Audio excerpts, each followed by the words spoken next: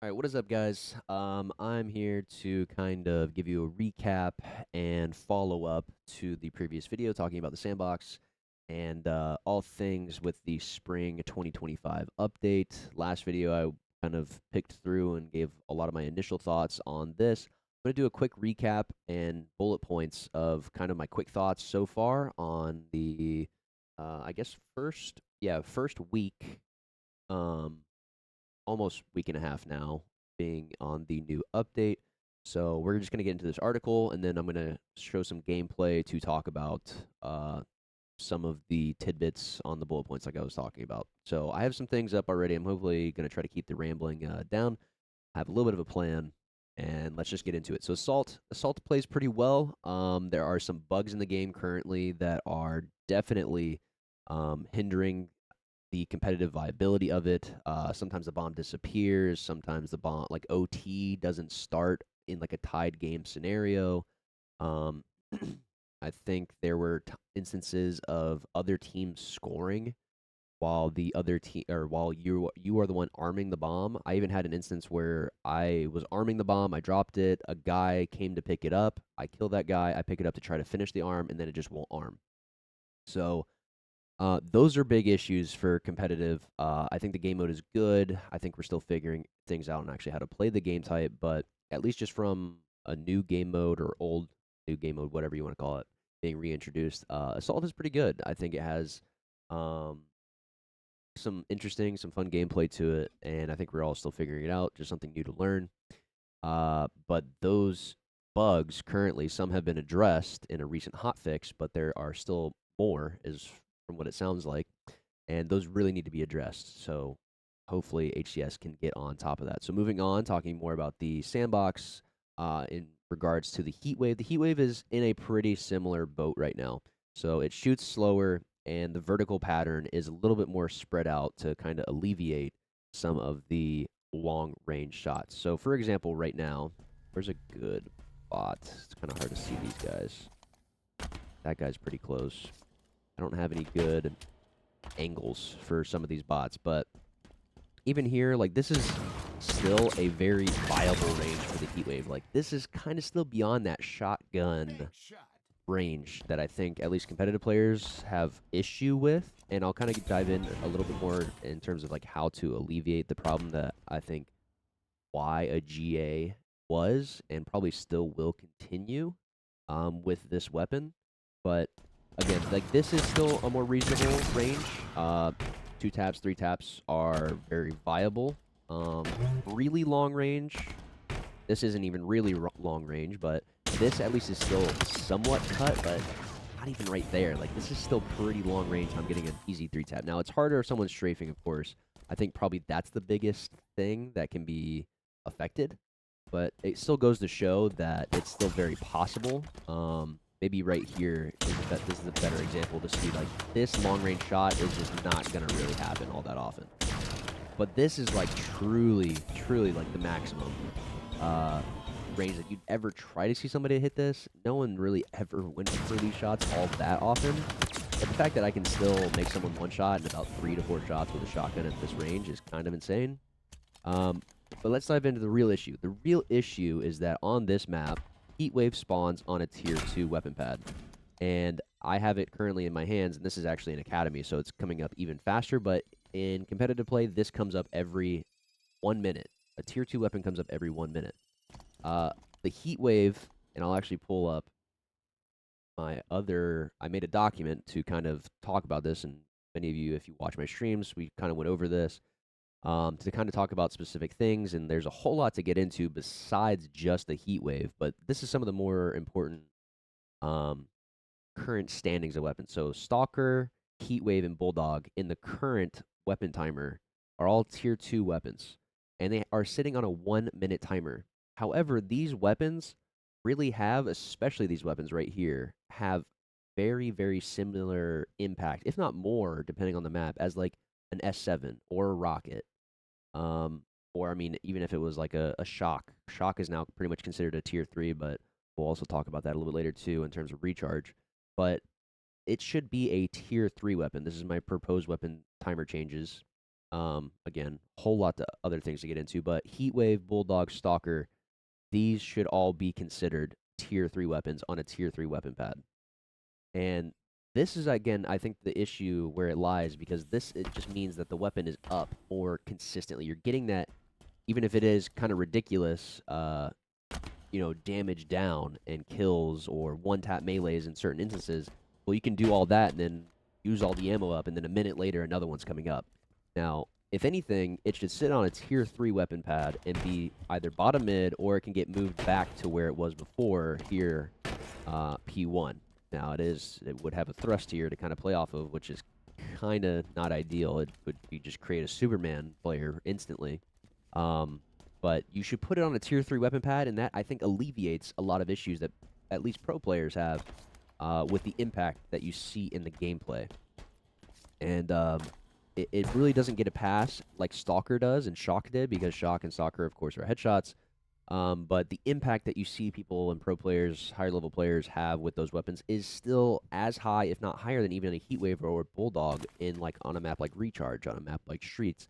People are going off because those weapons, at least prior, were not that hard to use, and still aren't necessarily. Like, you're getting a lot of impact from a weapon that was considered a tier 2, when it's like it should be just treated like an S7 is on live fire. Like, it comes up every 3 minutes, and it's like the big central weapon to play for. Now, the Heatwave, Stalker, Bulldog have never been treated like that. It's just secondary. It's not a BR, it's not a commando, but it's something more than that. But then it's also not treated like a rocket or a sniper or an S7 sniper. So that's one of my ideas in terms of what I think needs to change specifically for a map like Aqua, because that's the only weapon, the only map that has this weapon, being the Heatwave, on here. Stalker, the exact same thing. I'm not going to hop onto Streets to show the example, but it's still the exact same circumstance. Stalker gets a little bit of a pass because it's a precision weapon. However, it's still a tier 2. It should be a tier 3, and the weapon placement matters a lot. So currently on Streets, Stalker sits in Red Room, and that is actually here in this document. Streets, Stalker should be moved to the center of market where the plasmas currently sit. Treat the Stalker like a tier 3 weapon. It has a lot of impact. It's not the hardest thing to shoot. People get a lot of relatively free kills with it. And currently, right now, there is no counter to Stalker on Streets. It's more accessible to the sub side of the map, and there's no counter. And it comes up every 1 minute after it despawns. So those, again, are just building issues on these maps. And I feel like, again, that's why there is just a big, big problem with some of the weapons and why these GAs are still standing. And the AR, also, the assault rifle, applies to this too in a lesser sense, in the same regard of just being a little too consistent, a little too impactful, and it's just consistently popping up. Because at least in the current timers, an AR spawns every 30 seconds, and you're probably getting, a free double, like free 1 kill, 2 kills with it. And like, that's still part of the Halo process of, you should fight for advantages and you should be able to utilize them. But when weapons are not treated as true advantages like they are, such as the assault rifle, at least in a competitive standpoint, or easier kills, not necessarily free kills, but easier kills, you kind of negate that skill expression, and then also the sandbox expression that you can see. And it's like, well, we should be fighting for an AR maybe on the Bulldog spawn, and it should be more like a 2-minute timer. The AR should be a tier 2 weapon, and it should have a longer timer. It should be in a little bit more of a central location, because the AR and Sidekick, I feel like the AR is still more consistent. Sidekick's very good. Let me just say that too. Sidekick's very good, but it's also, it is definitely still very neutered in terms of like the impact. You're not going to get as many long range consistent kills compared to, like the BR, the Bandit, Commando at times, but it's very good up close. But the AR, at least, is something that's easy to use, and I think is relatively balanced now. But I do understand the sentiment behind pro players. Like, it's not a precision weapon. Like, it doesn't take that much skill to use, so it shouldn't necessarily be out of play. Same argument for Heatwave. I think the Heatwave should be in play, but it has to be executed properly. Otherwise, GAs are still going to stand. That is one thing that, like, I hope some pro team members. I hope Tashi. I hope somebody's listening that like the GAs are going to stand if these don't if these some of these issues don't get addressed. I'm not saying my uh, everything I have here is clear cut the answer. I think this is the way we have to work towards things though to make things happen. Because currently with certain layouts, like I said on Aqua here, when you have like a heat wave down bottom mid, it's just kind of a free grab. You're getting a couple free kills, and it's almost like a hidden. It's just kind of hidden in the gameplay to a certain degree, and it is just constant. It is a constant thing that is just always like sitting around every corner when it's actually being put to use. So that was a little bit of a long-winded talk about the heat wave, but that kind of gets into a lot of the things to talk about. Disruptor, I think Disruptor is probably back in play. It never really probably should have been out of play, but Disruptor I think is in a good spot. It's in a bit of a better spot. Bulldog got removed from competitive, so this is a weird thing that I think HCS did and Halo Studios in general, where they nerfed the weapon, which I think was honestly fine. The nerf I think is still reasonable because the Bulldog still feels pretty strong. Um, but then they took it out of competitive play, and it was still on a tier 2 weapon pad anyway, or would have been, just like the Heatwave still is right now. So it's honestly good for us, but then it's bad for the casuals. Taking a Bulldog out of competitive, I think, is not the worst thing. But then, like they did this rebalance for the casual players, and then casual players just see nerf, and then they hate that. So that's just kind of weird in my opinion. But teach their own. It's out of play for it now, so it's not too much to worry about for us. Shock rifle nerf right now feels pretty good. It's still not. It's not too crazy to hit the shots, but I can definitely feel like I have to aim. Like I have to actually try to aim my hip fires a little bit more precisely, and I'm definitely feeling it when I'm approaching people. And when somebody hits like a no scope on me, or like they're rounding a corner and like they whip their shots, like okay, that was actually a pretty good shot. Whereas before, it felt like okay, I can't really respect it as much when people are just like constantly hitting hip fire shot after hip fire shot or lineup after lineup. The lineups definitely take a little bit more skill, in my opinion, from what I've been able to tell so far. So then this also wraps back to the AR.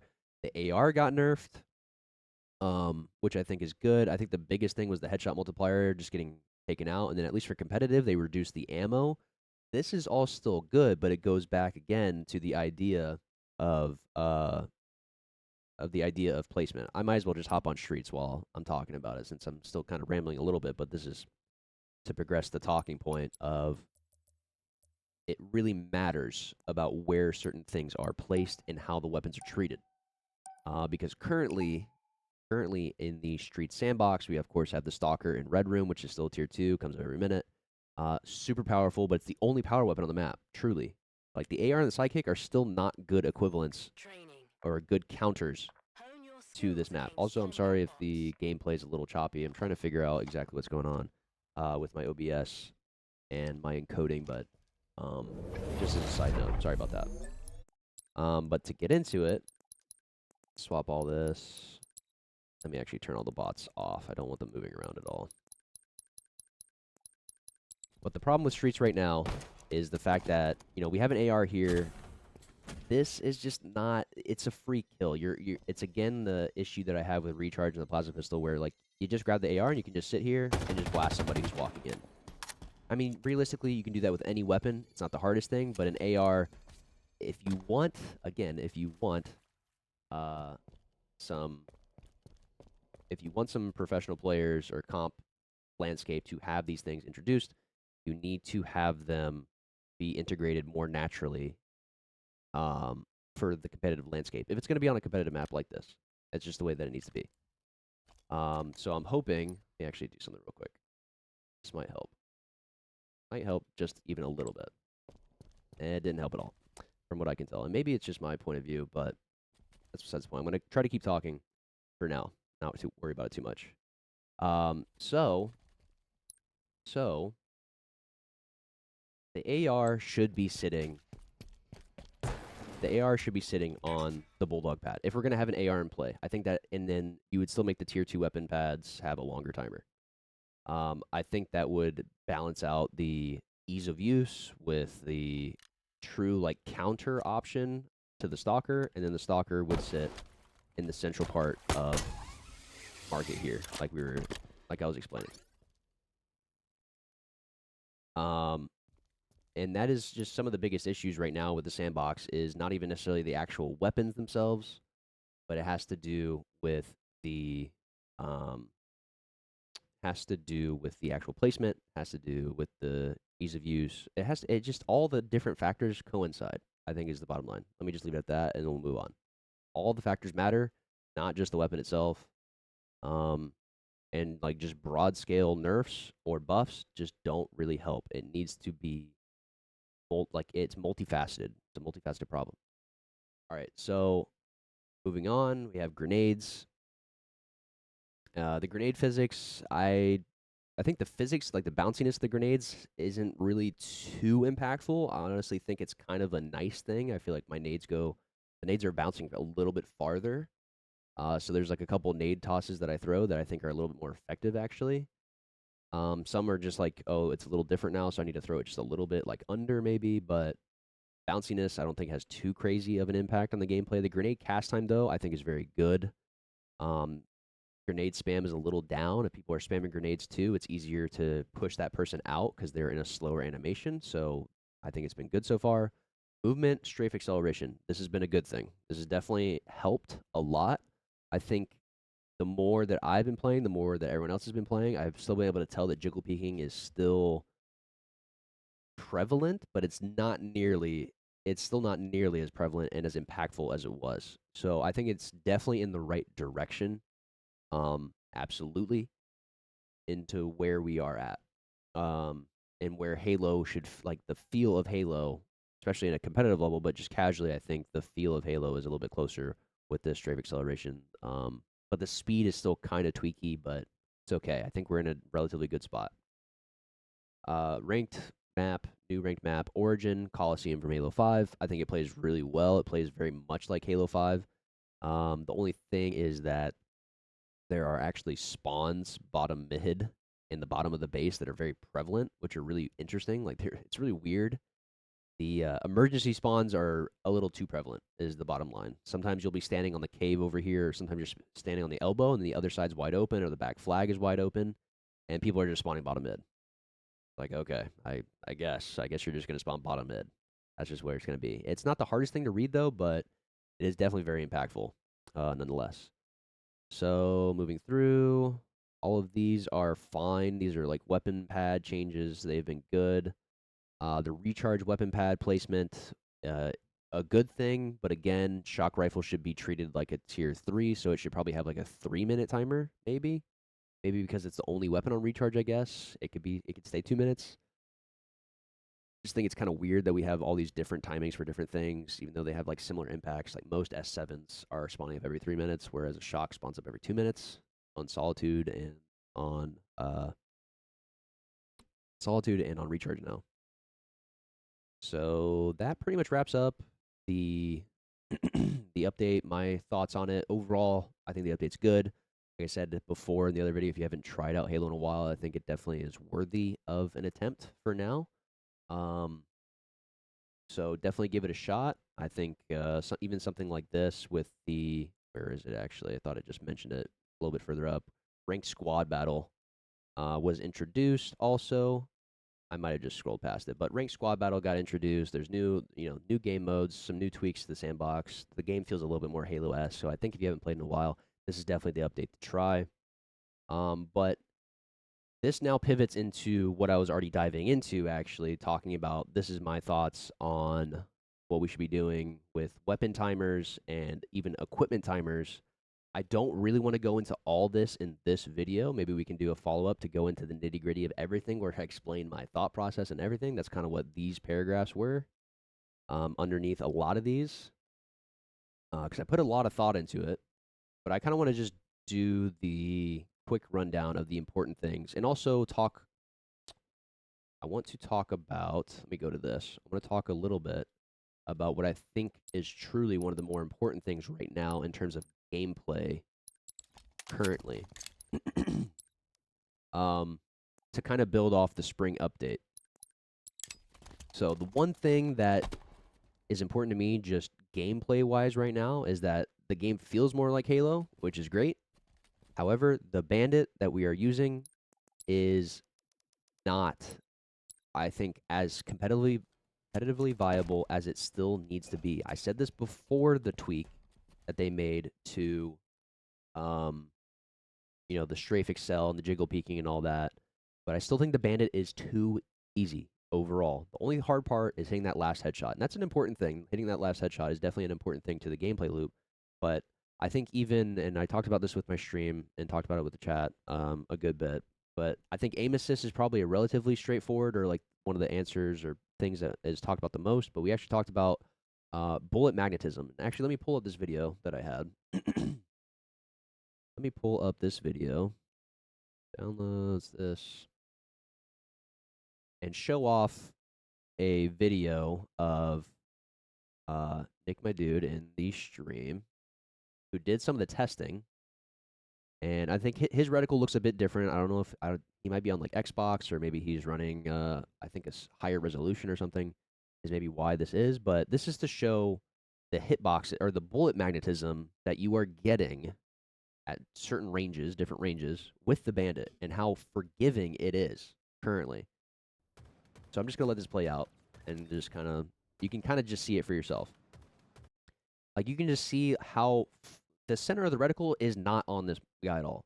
Now, this circle, at least, the actual outer ring, is still partially on, and some are more egregious than others. But even right there, this is a very small time window to see. But this is not, this should not be considered a headshot. This shouldn't be considered a shot at all.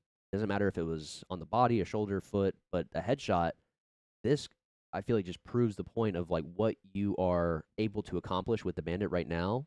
And I think there are some comparisons in this video with the BR, but you don't have to actually be aiming at the person for the shots to just count, plain and simple.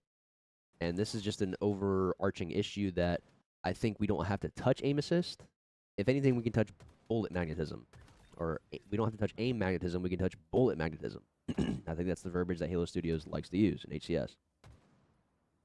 And he's even showing comparisons here where you do have to get a bit closer the further you are away. And even the BR is still just a little too forgiving to a certain extent. But I will show in game a difference of what I think is the most tight bullet magnetism hitbox in like headshot prioritization. I'll show an example. But even something like this is just crazy. You can be fully off, truly. You're fully off. Like the outer ring this outer ring is just too large. This bullet magnetism sphere around the center of the reticle is just far too large. Now, it shouldn't be super pinpoint accurate, or I think that is like just this in terms of the size of his reticle. It shouldn't be just right here, but it should definitely be tighter than what I think we are seeing in this video. It is pretty egregious, to be fair. And now, let me go to the gameplay real quick to just kind of also do a similar thing to show off like what's happening. So you can still get, I'm fully off. The reticle's not even red either. That's also, I think, a problem to have. When I'm this close of range, I even had, like, I don't have red reticle, and maybe there's a slight amount of drift, but I don't have red reticle, and I'm still getting a shot to count, and I'm just fully off target. Now, let me swap to the commando and show you how close I have to be. So this is, I think it's because the bot just moved.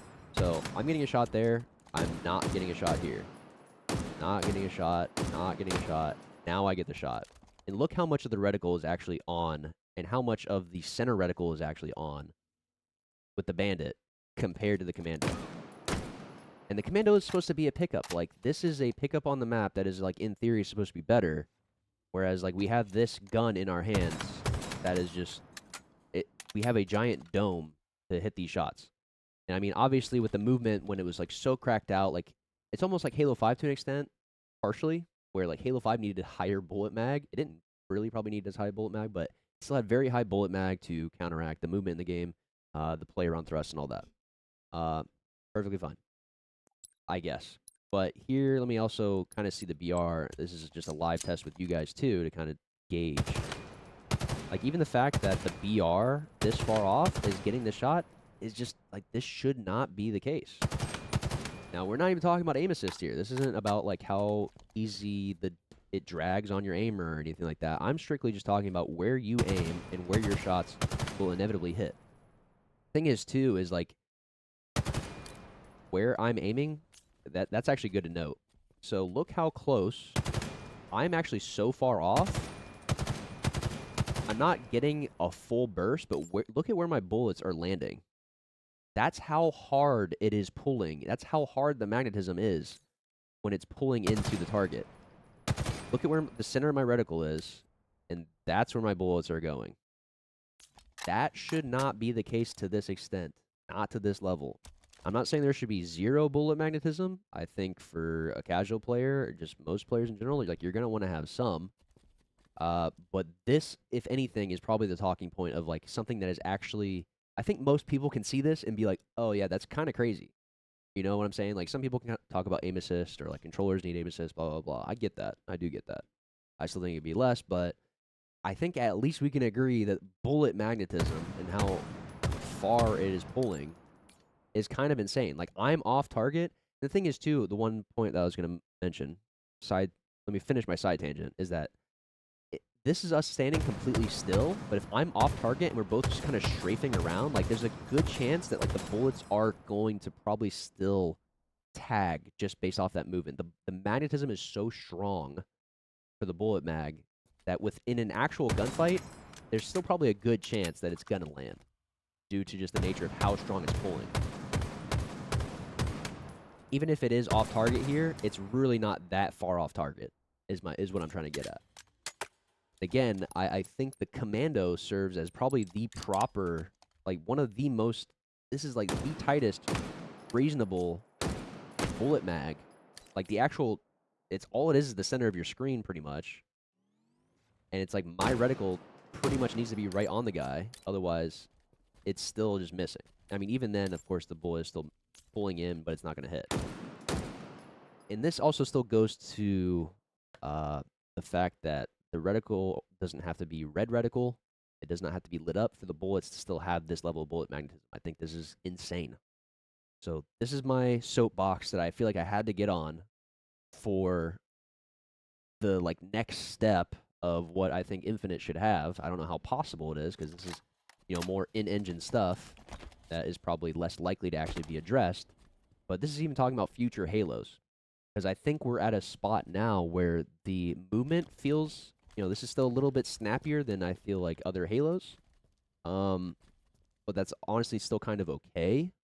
But the aiming-wise is still just like too overtuned to an extent. And it also is just, it goes to show that there is a clear lack of, I feel like, understanding of what the starting weapon is and what we are treating as a pickup. Like, the Commando is very good, obviously. Like, it is a lot better than, I mean, it's actually worse than it was, but it's still a lot better in terms of consistency than it was for a while for some majority of people. So, I think it's very important that the main weapon needs to be closer to what, like, the Commando is here. And the Commando, if anything, should be maybe a little bit closer to what the Bandit is as a pickup on the map. If anything, I'm still going to argue that, like, most other weapons should just all be like the Commando in terms of, like, how tight, like, some of these actual bullet magnetism, like, hitboxes are and how precise you have to be. Because I think it's just ridiculous. And I think this is probably why the Commando, because it has a pretty good amount of aim assist now. But the bullet mag is such a tighter response that when somebody is just like flicking around,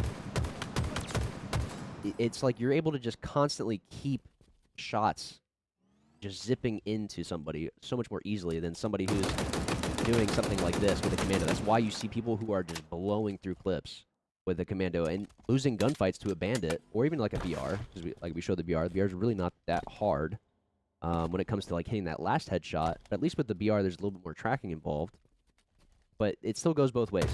Like the fact that the bullet magnetism is still so tight. And it also depends on the range too. Depends on the range. It's really interesting that I can be so far off target. Really, I just wanted to do something there. Sorry, I just had to let that play out.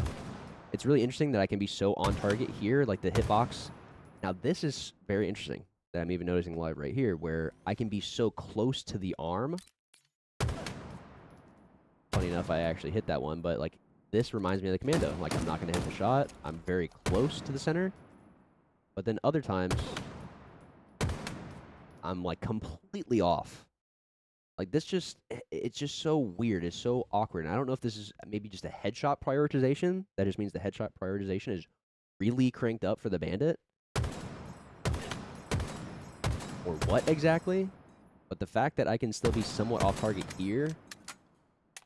See how far. This is a little bit tighter. And like the leg hitboxes are really oddly specific too. Like I have full red reticle, but I'm getting no. Like again, it's so. This is I feel like what lends itself to a really awkward feel of like maybe blanks or it's like a weird in between of like, oh, no one misses, but I also feel like I'm constantly getting blanks, and this I feel like is probably a big contributor to that.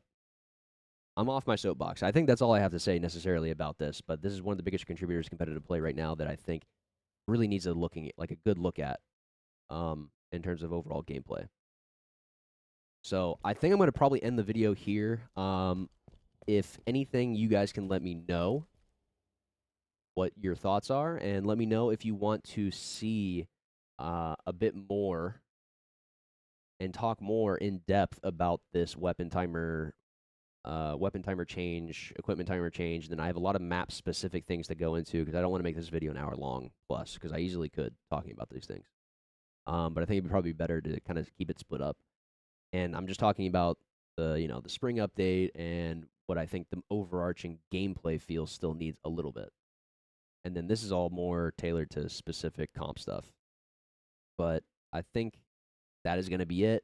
Hopefully you guys enjoyed. Hopefully that wasn't too hard of a ramble because I feel like I got to say what I needed to say. But update's good. I still think there's more to be done. That's kind of where I'm at right now. But we're in a pretty good spot. The year 2025 of Halo is looking pretty good. And I hope we can still keep building off some more things. Hopefully like this update was not like one of the last big updates that we're going to get. I think they said they're going to have more larger scale updates every 3 to 4 months. Like that's when the big update comes and it'll be smaller and then 3 or 4 months and blah blah blah. But hopefully they keep that cadence. They kind of swap up on us every other time. But I think that's going to be it for me. So hopefully you guys enjoyed. Thank you for watching. I really appreciate it. And I'll see you all in the next one. Peace.